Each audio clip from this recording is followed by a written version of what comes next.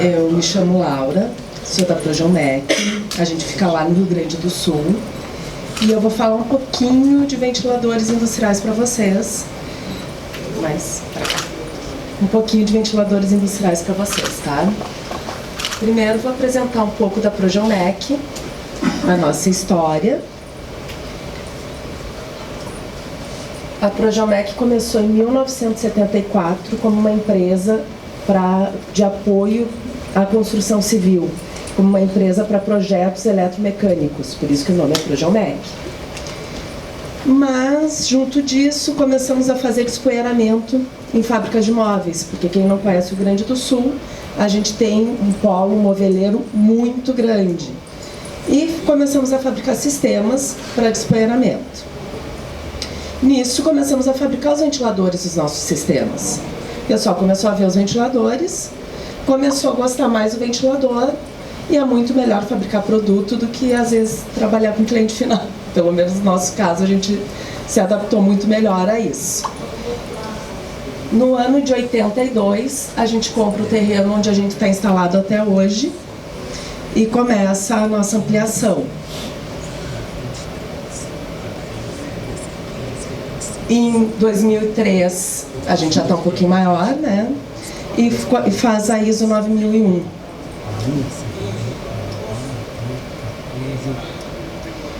Em 2012 a gente já tem máquinas de corte a laser.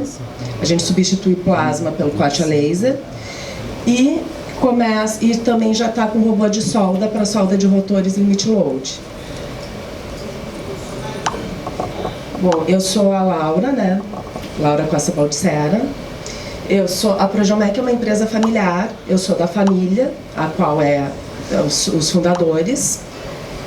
Sou formada em engenharia mecânica, sou engenheira de segurança do trabalho. Meu primeiro contra-cheque, eu tinha 8 anos, é de 1988. O Ministério do Trabalho acho que já caducou isso aí, então dá para poder divulgar. Eu tirava as férias lá, ficava com meu pai, daí ia lá e ficava brincando, atendia às vezes telefone, devia ter sido uma ótima secretária. Como realização pessoal, eu tenho o Otto e o César, que também já vão lá na Progeomec quando podem, atrapalham um pouquinho, mas vão criando vínculos afetivos maravilhosos.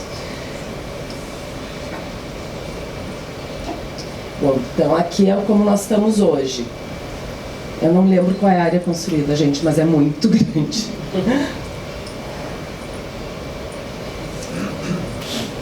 Bom, eu trouxe para vocês casos de instalações mal feitas, porque não adianta ir lá fazer um baita no ventilador e a galera vai lá e instala e dá tudo errado.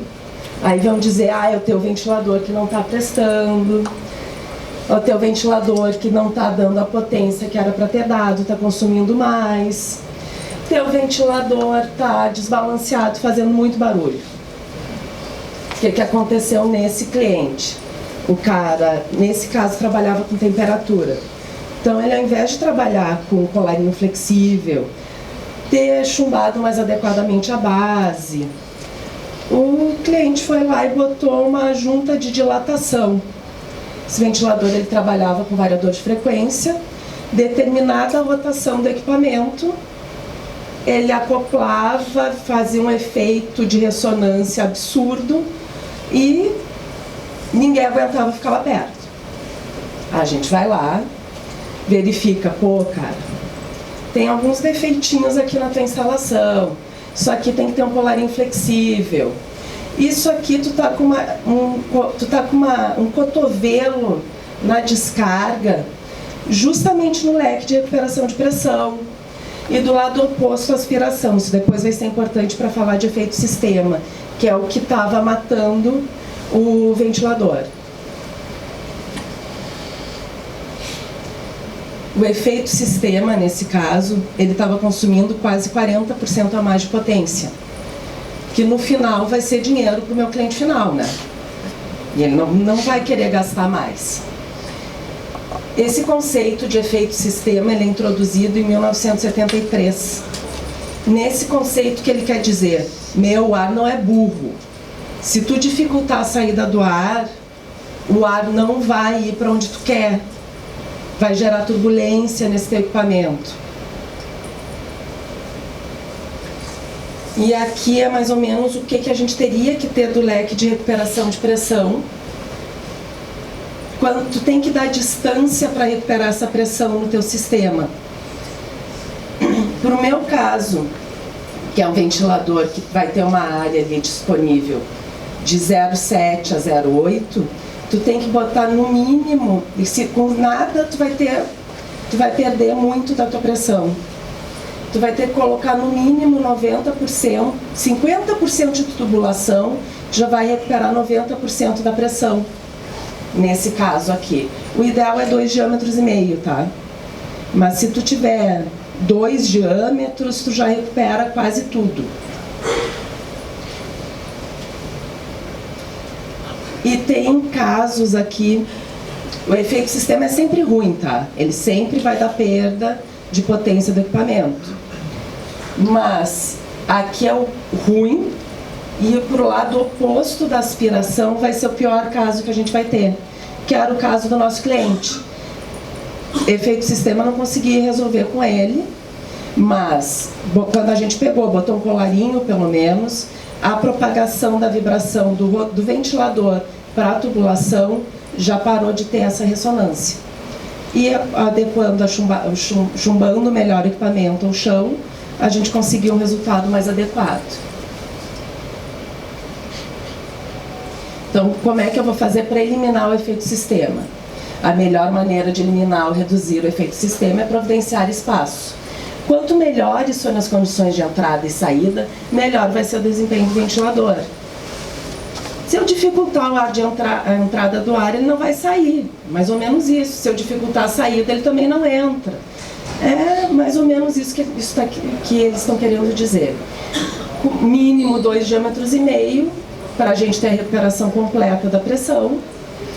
Se tu tiver um comprimento de 25% do comprimento ideal, tu já vai ter um ganho de mais ou menos 80% do comprimento. 50% alcança até 90% de ganhos. Mínimo de 3 a 5 diâmetros de duto reto na aspiração.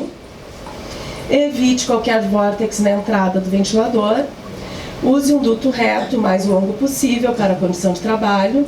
A primeira curva da descarga não deve estar a menos de 1,5 diâmetro da unidade para minimizar a resistência e o ruído também, porque tu vai ter um obstáculo que vai gerar ruído. E hoje em dia ruído é problema também, né? E a ANCA especifica que um duto de saída não seja maior que 107,5% ou menor que 87,5% da área de descarga do ventilador. Se necessário uma transmissão no duto, proceda uma transição, o mais gradual possível. A ANCA sugere que não seja maior que 15% para convergência ou 7% em casos de divergentes. Então, nada de abrir muito a tubulação bruscamente, nem fechar ela radicalmente. Tá, peguei, não tem jeito, vai ter efeito sistema. O que isso vai me custar? Potência. Se tu vai pegar, vai ter que ver as regras de efeito sistema, que isso também já é tabulado, e vai ver o quanto a mais que tu vai ter de potência nesse teu sistema para chegar na vazão. Mas com isso tu vai aumentar a rotação do teu equipamento, vai ter mais ruído, e ele já não vai mais atender ao selecionamento dele no caso de ruído.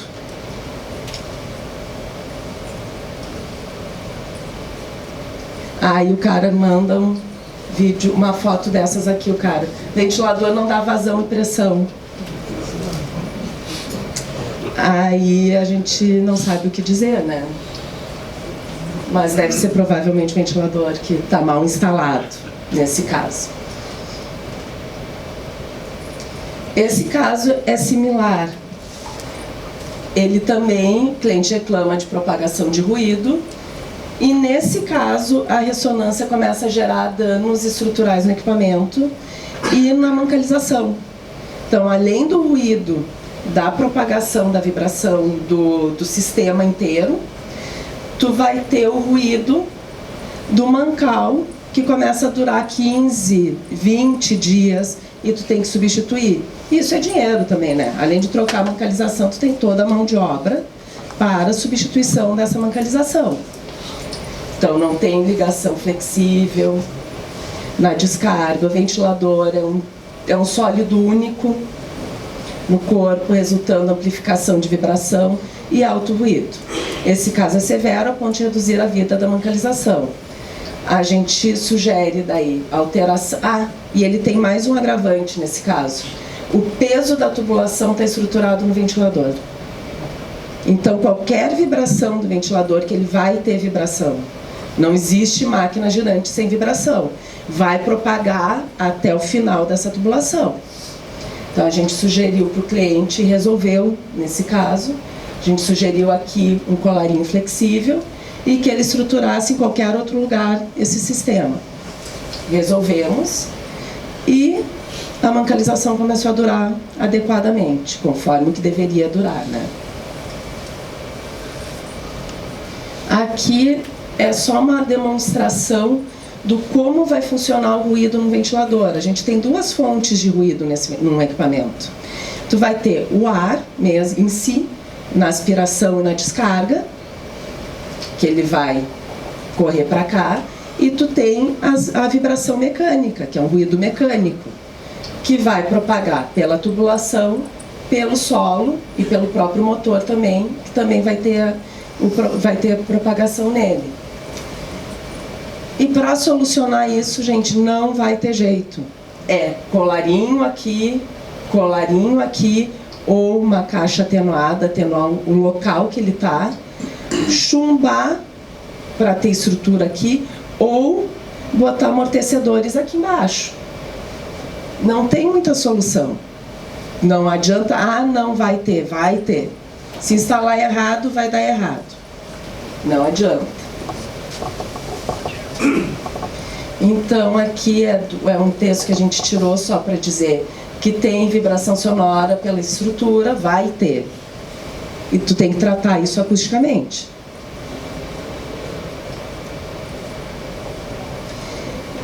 Esse cliente foi bem legal. Quebrou o mancal. Ventilador, né? Não funcionava. O cliente foi lá, de repente o equipamento parou de funcionar. Daí tu vai lá, né? Tudo sujo. Aqui o cara botou plástico filme onde tinha que ter filtro. Ele fez uma abertura aqui. Cara, no mínimo que tinha aí era resto de alvenaria e cocô de pombo. O mínimo. A garantia não vai cobrir. É só isso, assim. Faz o certo. Não vai dar problema. Não lembro se não era um hospital também, imagina. Nesse caso aqui, o cliente entrou em contato porque o equipamento, ele começava o turno desbalanceado e depois ele normalizava. Era uma cozinha industrial. O que acontecia com esse equipamento? Estava com o lavador de gases desligado. Então a gordura estava indo direto para o rotor do equipamento. Só que durante a operação, tudo homogeneizava, ficava todo ele distribuído. De noite, às 10 da noite, a loja parava. Criava um ponto para o outro dia de manhã. No outro dia de manhã, ligava o ventilador, estava desbalanceado. Até era um evento sobrenatural, até a gente conseguir descobrir o que era. Resolvemos, chegamos lá, limpamos, ligamos o lavador, fizemos o balanceamento porque esse aqui já estava desbalanceado, trocamos a mancalização, porque esse aqui já tinha danificado a mancalização. Em caso extremo, a estrutura do ventilador também é comprometida, chega a rachar a carcaça. Mas resolvemos esse problema. Mas sem ligar o lavador não teria como. Esse outro cliente, mesmo caso, uma cozinha. Só que essa manutenção funcionava. O cara limpava esse rotor. Não sei qual era a frequência de manutenção, mas ele tinha uma limpeza periódica. E depois dessa limpeza periódica, o ventilador ficou desbalanceado. O que aconteceu? Fomos lá, eles esqueceram de limpar uma pá atrás. Então, se tu não cuidar, limpar em cima, embaixo, às vezes é melhor ele sujo do que mal limpo. Então, tem que ter muito capricho quando for fazer esse tipo de manutenção também. O que a gente recomenda para a limpeza do equipamento? Que não use material abrasivo, para não agredir a pintura. Que essa limpeza seja definida com a manutenção, se for 15 dias, 30 dias, isso aí, quem vai definir vai ser a operação. Eu não tenho como definir, eu não conheço a tua operação. Tem que ser produto neutro de limpeza, não pode usar solvente, para também não atacar a pintura. E que se observe se tem pontos de corrosão, corrigir, pinta em cima, para avisar a maior vida útil do equipamento, tá? E a gente recomenda que observe para limpar todas as pás e aletas do equipamento. A água quente também funciona bem. Se tiver como botar água quente, principalmente onde tiver gordura, é mais fácil de utilizar e a limpeza funciona mais rápido. Danos de transporte. O ventilador não tem um centro de gravidade muito bom, assim. Quando tu vai transportar ele numa obra, tem que planejar isso. Tu não vai transportar ele apoiando em qualquer lugar, que tu vai prejudicar, ele vai tombar, ele é desequilibrado naturalmente, o ventilador. Então a gente pede, não atravesse tocos ou qualquer coisa no rotor. Não pendure pelo motor, que senão ele vai encostar o rotor no bocal, vai gerar ruído, pode desbalancear. Nesse caso, o cliente derrubou o ventilador. Daí ele entrou em contato dizendo que tinha vibração no ventilador. Chegou lá na firma, a gente consertou e verificou que, na verdade, tinha caído pelo tipo de dano que tinha.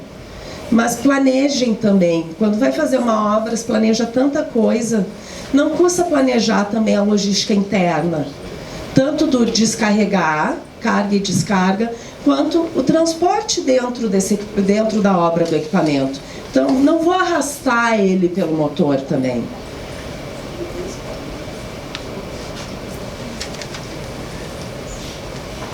Aí a gente recomenda que o transporte de equipamento deve ser feito através de alça ou furo para içamento localizado na carcaça do ventilador. Esse cliente entrou em contato também em vibração. Só que essa estrutura dele era muito delgada, muito franzina, muito fraquinha para o equipamento. O equipamento está aqui em cima, também não tem coxinho de amortecimento entre a estrutura do chão e o ventilador, e também não tinha colarinho. E a gente vai lá, mede o chão, mede no piso aqui, na estrutura mesmo, está dando uma harmônica do equipamento. Ele está numa frequência natural. Então, no momento que a gente isola esse equipamento, a gente resolve esse tipo de problema também. Aqui é a tabela, a norma, no que fala de grau de desbalanceamento para ventiladores. Eles só vão ser considerados desbalanceados abaixo de 6,3 milímetros por segundo. Acima, aliás. Para ter uma ideia, roda de carro é 40 milímetros por segundo. Então o equipamento ele tem que ter uma... Tem que estar... ele é sensível ao desbalanceamento mesmo. E chegar perto de um ventilador desbalanceado assusta. Ele parece que ele está querendo voltar lá para o sul, não sei o que ele quer, mas é complicado. Outra condição, quando vai planejar a obra, tu já normalmente não quer que o equipamento fique parado, porque equipamento parado é dinheiro parado também. Mas a obra atrasou. Quando o equipamento ficar parado em obra, a gente recomenda que se gire o rotor de 15 em 15 dias, para evitar falha por estacionamento na mancalização. Porque o mancal ele não é projetado para ser armazenado na posição de operação. ele é armazenado deitado. Então a gente sugere, para não causar falha por estacionamento e pitching de corrosão na capa do mancal, a gente sugere que se gire esse rotor no mínimo de 15 em 15 dias. Ficou 6 meses parado, não girei. Avalia se não tem que trocar. O motor elétrico é a mesma coisa. Ele é 1 ano, para o motor elétrico 1 ano parado, vai dar problema também na mancalização. Então aqui é um pedaço do nosso manual dizendo o que a gente sugere de condição de armazenagem. Também a gente pede para não botar em locais que vai inundar, porque o motor também ele tem proteção para água, mas não é para ficar embaixo da água. No caso de armazenamento já aconteceu, de entrar água no equipamento também. O eixo e demais partes fabricadas, eles já têm uma tinta de proteção. Caso ache que precise reaplicar ou a tinta ou o óleo, pode entrar em contato com a gente, que a gente sugere qual utilizar. Movimentar semanalmente o ventilador. Armazene os equipamentos em locais abrigados de intempéries, afastados de poeiras ou gases que possam provocar danos. Se está escrito, alguém já fez, né, gente? Só armazene na mesma posição de operação. Ah, eu sei que vai ficar parado, vou armazenar ele deitado. Não, daí vocês vão causar outro dano no equipamento. É na posição de operação que ele tem que ser armazenado. E a gente sugere também que retire o plástico de proteção, porque senão ele não vai, vocês não vão conseguir girar o equipamento. E se ele for acoplamento direto, se ele estiver em algum lugar que tenha fluxo de ar, tirando o plástico de proteção, não precisa nem girar, que ele vai girar sozinho. Quem quiser depois, o manual vai estar disponível no site.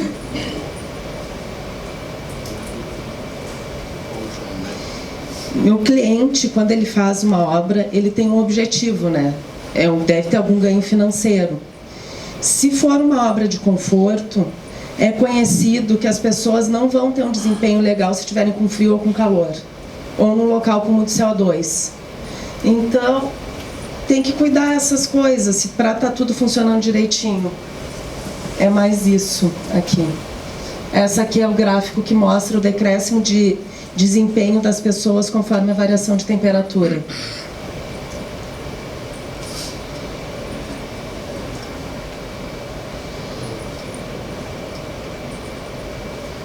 Aqui é só mostrando o exemplo de um call center, né? Se a temperatura estiver alta e tiver muito CO2, ninguém vai trabalhar legal. E aqui é mais um lembrete, né? Não fiz o trabalho direito, eu vou ter custo financeiro direto, vou gastar no mínimo mais mão de obra, mais material, mais equipamento, vai ter custo de retrabalho, vai gastar mais sempre, vou perder meu tempo, projeto mal planejado, tu vai ter perda de tempo de produtividade, pode perder futuras vendas, futuros negócios, porque se vocês não venderem, eu também não vendo. A gente está de parceria aí, né? E além disso, tu vai prejudicar a tua imagem e a minha imagem também. Então, tem que cuidar da instalação. E outra coisa, se é um ambiente industrial, que eu estou tirando algum gás contaminado, eu vou estar prejudicando a saúde desse do funcionário que está lá exposto. Então, ou vai ter problema com o Ministério do Trabalho, ou vai ter fiscalização. A gente vai ter outros problemas, porque não foi feito adequadamente. E uma multa também não é legal, né? Vai desperdiçar recurso, não tem jeito. E eu quero agradecer a todos que puderam me assistir hoje e que se aprenderam alguma coisa nova, fico muito feliz. Se tiverem alguma dúvida, quero também tirar agora, ou eu também estou lá disponível ali embaixo depois, na hora do coffee break. Muito obrigada.